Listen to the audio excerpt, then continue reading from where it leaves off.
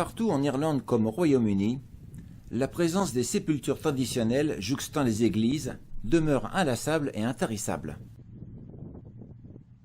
L'affaissement de terrain au cimetière Saint-Peters a déstabilisé quelques stèles, ce qui rend ce charmant cimetière encore plus pittoresque.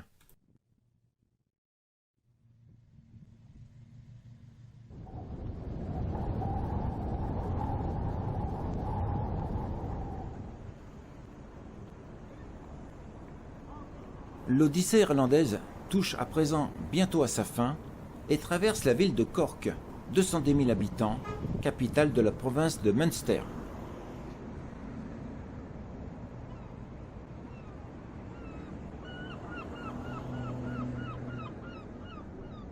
La ville a été fondée sur des marécages à l'époque et la présence des Vikings avait contribué à son développement.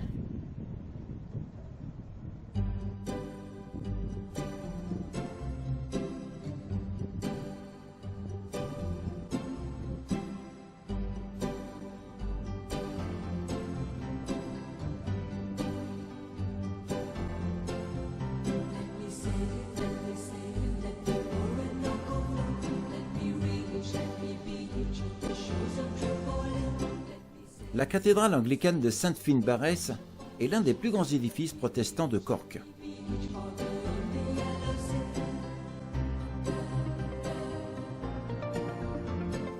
Plusieurs cathédrales ont été rebâties sur ce site et depuis le XIe siècle, où à l'origine le moine Saint Finbarr avait fondé une chapelle et une école monastique pour en faire un centre culturel religieux de première importance dans le Munster.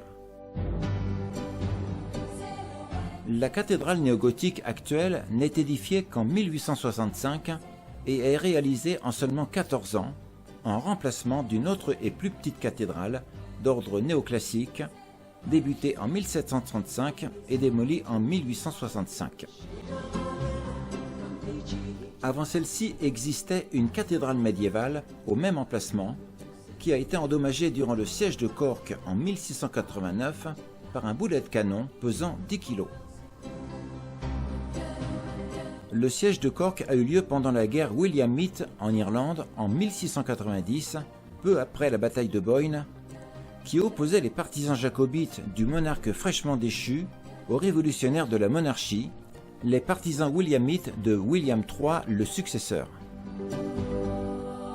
Le siège de Cork était une opération militaire sous le commandement williamite qui a eu pour but d'assiéger la ville, opération au cours de laquelle 5000 jacobites ont été capturés.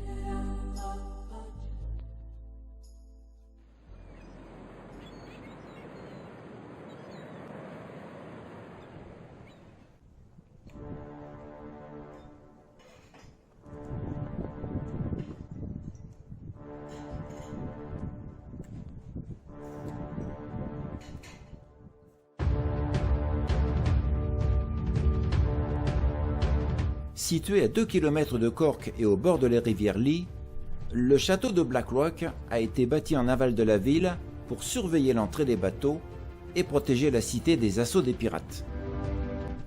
Cette forteresse au look atypique a été édifiée sur la demande des citoyens auprès de la reine Élisabeth Ier en 1582. En 1604, des tours ont été ajoutées pour rendre la forteresse encore plus efficace. L'une des tours a été reconstruite suite à un incendie en 1722 et un autre incendie datant de 1829 a donné l'occasion de réaménager le château de manière plus conséquente. Puis en 2001, l'édifice va connaître une nouvelle vocation puisque cette année-là, il a été transformé en centre d'observation spatiale grâce à un partenariat avec la mairie de Cork, l'Institut technologique de Cork et un mécénat privé. Le bâtiment a été équipé d'une coupole et de télescopes pour observer astres et cosmos. Désormais, l'observatoire du Blackrock accueille le grand public pour étudier l'espace et les étoiles, et même la vie extraterrestre, à l'aide de bornes tactiles, de vidéos, de télescopes et d'autres outils permettant d'observer le ciel. Une façon de concilier passé, présent et futur.